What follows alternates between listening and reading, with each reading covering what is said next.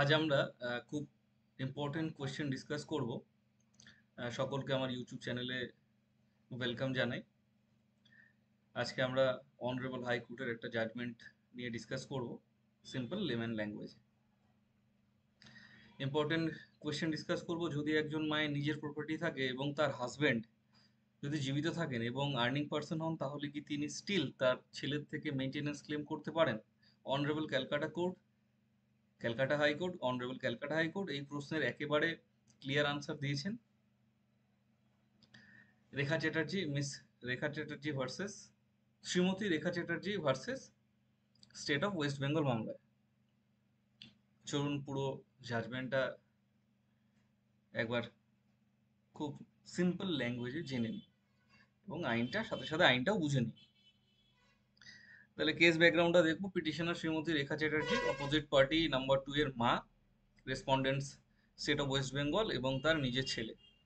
তিনি section 125 of CrPC, now section 144 of BNSS 2023 এর অধীনে additional chief judicial magistrate Bishnupur কোর্টে অ্যাপ্লিকেশন ফাইল করেন। তার ক্লেম, ওনার মায়ের ক্লেম, শ্রীমতী রেখা চ্যাটার্জির ক্লেম, তার কোনো ইন্ডিপেন্ডেন্ট ইনকাম নেই, totally dependent on her husbands limited pension. ছেলের এডুকেশন ও ওয়েলফেয়ারের জন্য অনেক টাকা খরচ করেছেন, এখন ফাইন্যান্সিয়াল ক্রাইসিসে আছেন, ছেলের থেকে মাসে 10,000 টাকা মেনটেন্যান্স চান। ছেলে একজন শিক্ষক, science teacher, earning 32,000 per month, এবং ছেলের যে ওয়াইফ আছে তিনিও আর্ন করেন মান্থলি 15,000 টাকা করে। এবার ওনার ছেলের ডিফেন্স, ছেলে এই ক্লেম স্ট্রংলি অপোজ করে বলেছেন তার মা নন, গ্র্যান্ডমাদার তাকে মানুষ করেছেন। আরও আর্গুমেন্ট দেন মায়ের নিজের ইমুভেবল প্রপার্টি আছে যার মূল্য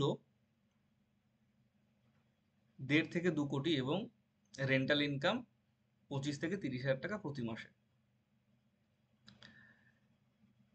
মায়ের হাজব্যান্ড অ্যালাইভ, মায়ের হাজব্যান্ড জীবিত, তিনি retired sub inspector of excise, pension পান, যা দিয়ে মেনটেন করা যায়। এটা তিনি ক্লেমেন্টের ছেলে রেসপন্ডেন্ট এই বক্তব্য রাখেন। এবার honourable magistrate court decision then.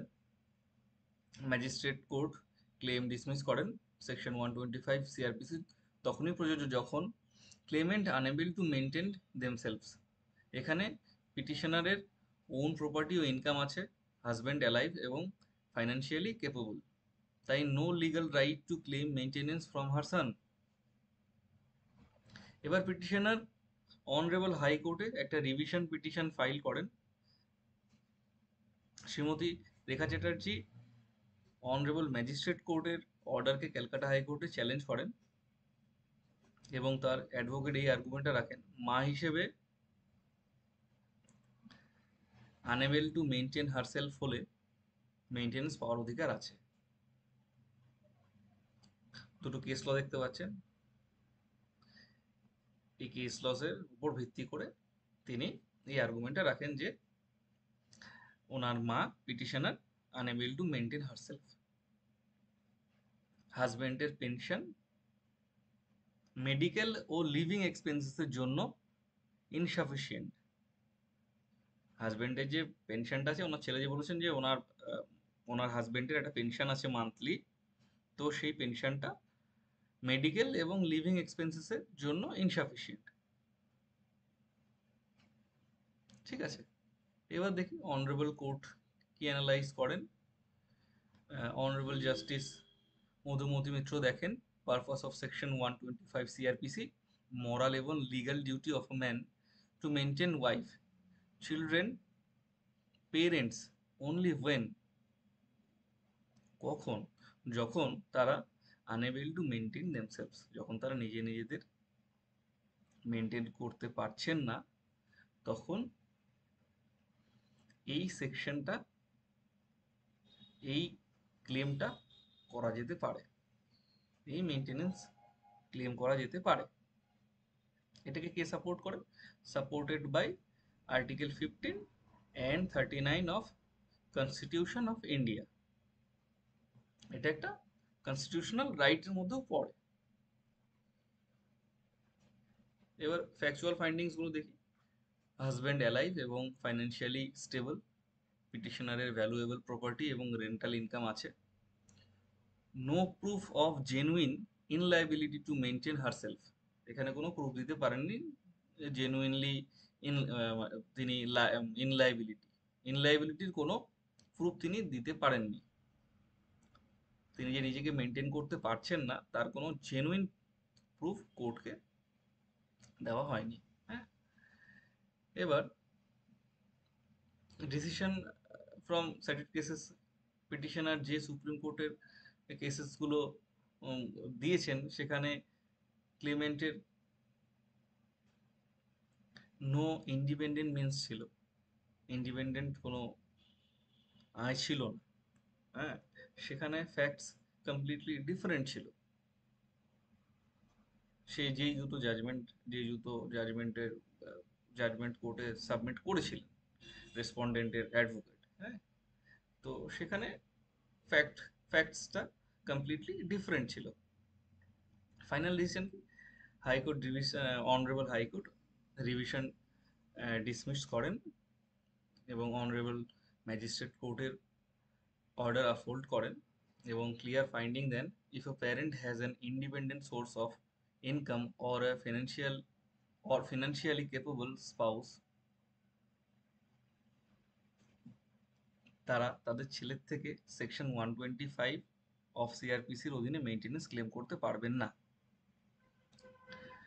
Legal principal for viewers, এটা দেখে নেবেন একটু। ওল্ড লস নিউ লস বলা আছে, এখানে সেকশনগুলো চেঞ্জ আছে, বাকি যে লটা আছে, লয়ের ইনগ্রিডিয়েন্ট আছে সেটা সেম রয়েছে। হ্যাঁ, যে যদি তারা মেনটেন করতে আনএবল টু মেনটেন দেমসেলভস, সেক্ষেত্রে মেনটেন্স ক্লেম করতে পারবেন। কি পয়েন্টে কি আছে? ওনারশিপ অফ ভ্যালুয়েবল প্রপার্টি বা স্টেডি ইনকাম, তাহলে no maintenance claim. Capable spouse present, then also no claim from children. এবার takeaway for common people, if you are a parent you can claim maintenance from your children only if no means to maintain yourself, spouse unable, unwilling to support, property, rental income বা capable spouse থাকলে claim luckily reject হবে। আর আপনি যদি ছেলে বা মেয়ে হয়ে থাকেন, আপনার বাবা মা আপনার থেকে, আপনি আপনি ছেলে বা মেয়ে যদি হয়ে থাকেন, সেক্ষেত্রে you are legally bound to maintain your parents only if they are genuinely need it, এবং অন্য কোনো সাপোর্ট নেই, সেক্ষেত্রে আপনি লিগালি বাউন্ড টু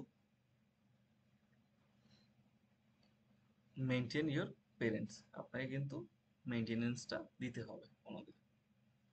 তো এই জাজমেন্ট থেকে আমরা অনেক কিছু জানতে পারলাম, অনেকটা ক্লিয়ার হতে পারলাম যে মেনটেনেন্সটা কখন লিগালি বাউন্ড হবে আর কখন সেটা রিজেক্ট হতে পারে। সেই একটা ক্লিয়ার ভিউ